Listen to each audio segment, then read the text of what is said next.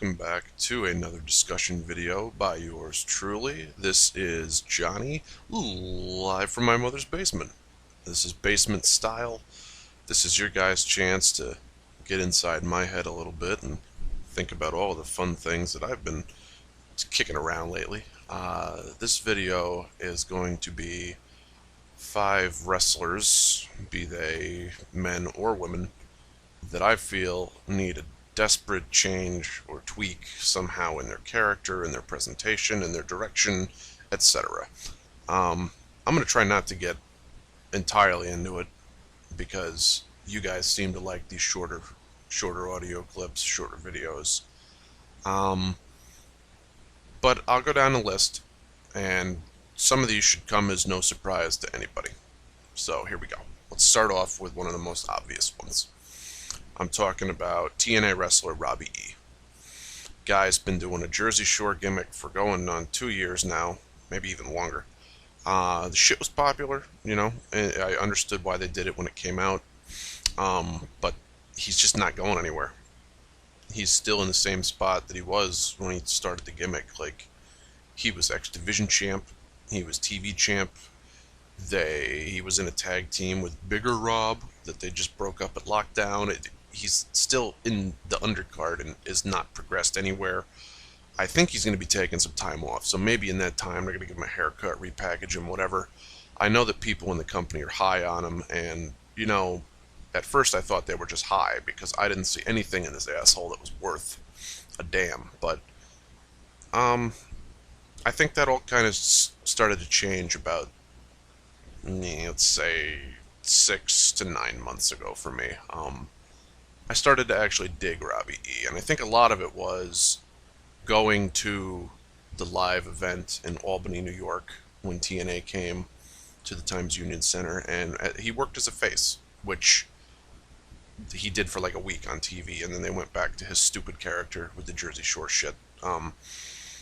I think they need to let this guy branch out from more than just that, and I don't know if they've already done enough damage to hinder him so that that's all he's ever going to be for his whole career, or if they could bring him back in a more serious role. Like, I don't know if he's going to get the Eric Young treatment where he'll end up being a phenomenal athlete, but you just can't take him seriously because he's always taking his pants off, and that's what people have come to expect, kind of thing. But Robbie E could definitely use a fucking tune-up. That's all I'm saying.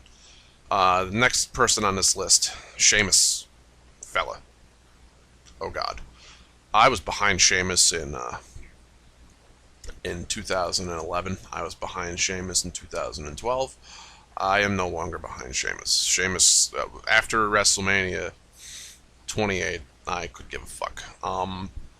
And it's not because of beating Daniel Bryan in 18 seconds, which is what did it for a lot of people. I didn't think that turned him, you know, the whole crowd on him. I think what happened was Sheamus became so fucking predictable after having that championship belt around him, and every match is the same way. He either wins with a fucking brogue kick from out of nowhere that's set up with some kind of interference on the outside, or he just fucking does the Cena out of nowhere, you know, kick out of everybody's finisher 8 times, and then proceeds to hit white noise. There's no variety.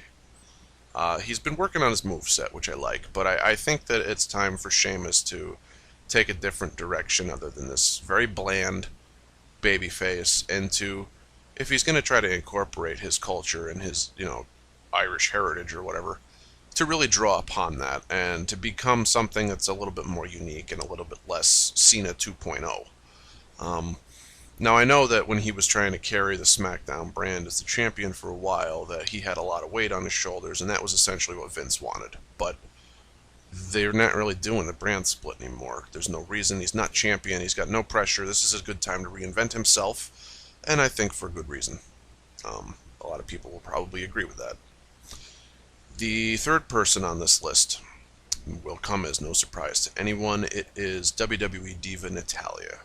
Natalya Neidhart is way too fucking talented to be in the role that she is as the Great Khali and fucking Hornswoggle escort. This is terrible. This is an atrocity to me. I know that Vince hates, you know, her wrestling family that she comes from, but geez, like, could you make it any more blatantly obvious? We went from the fart gimmick, where at least she was still competing on television, to now she's parading around in a red dress with a guy that can do a fucking chop to the top of the head, and that's his only move. She should have been Divas champion probably for the better half of a year, and had a huge blow off with, her partner at the time, Beth Phoenix, and could have worked programs with a lot of the other ladies and, kept them going in the ring, but no, that's not what we were going to get. And if they do shut all of the divas down in terms of being performers, since they hardly ever put them on television with any, nobody giving a shit about their booking in general, then I think that she would be somebody that could benefit with going to TNA and joining the Knockouts division, where she could mix it up with some fresh new faces and also add a lot to that roster. Next person I want to talk about is Matt Morgan. A lot of people have said that it's time to shit or get off the pot with this guy. He's not getting any younger, guys. 7-foot monster, huge, jacked. I like the fact that they brought him back as an arrogant heel, but I think he could do so much more as an anti-hero, especially since TNA seems, they've got this big fucking stable of the aces and eights, and it would be such a refreshing feud to see him in a main event program against a guy like Bully Ray, even if they don't drop the title to Matt Morgan off of Bully Ray, just to see him mix it up in there and then eventually come back within the next year to win it. I think that would be a tremendous opportunity for him. I think that the time is now to act on Matt Morgan. He's a beast. He looks awesome. Ever since he and Hernandez kind of had their split, I've been a little bit wary. Like the match that Matt Morgan had with Crimson, just that whole program seemed really weak and forced to me. Like when they were the tag team, I could see them setting up, but the final blow-off that we got for that was fucking awful. And although Matt Morgan was technically the babyface in that situation, I think that they did it wrong. I think that Crimson can't carry himself in terms of a standalone character without the crowd support behind him. He didn't really come across as a good heel to me, and it hurt Matt Morgan to be involved with that. So what we're going for here is to see Matt Morgan in a big spot, one that he deserves, mind you, because he's been around a while, and one that can showcase his stamina, his ability, his strength, his power, and his passion. Something that he really hasn't been able to do with all the different kind of things that he's been involved in, be it Joey Ryan's backup to, back when he was in the tag team with Hernandez, just never given a real serious singles run. And finally, and most blatantly obvious person in need of some tweaking with their character, in need of a new direction, in need of something, in need of life support, I think, for this character at this point would be none other than John Cena. It should come as no surprise. I've never been a very big Cena, lover. I've never been a very big Cena supporter. At the same time, I've never been a full-blown Cena hater. Just the character itself. I've never hated the man. Not one bit. After all the Make-A-Wish and everything that he does for the fans and the kids and everything else, people will say that he's nowhere near a modern-day Hulk Hogan, and I would agree with that aspect in the ring. But in terms of going out there and getting the brand recognized and being the cash cow, and in terms of recognition and having the support of the armed forces and everything, Cena's the one that's been out there busting his ass doing all that promotional stuff. And I think it's really time to maybe move away from all of that clean cut goody two shoes shit and just kind of, I just got a little tongue tied there, guys. Just to be able to do something unique, to be able to do something that's not cookie cutter anymore. I know that he has the ability to get on the microphone and deliver some kind of promo. Well, why not let him go to town? You always have him say the right thing, but does it really need to happen?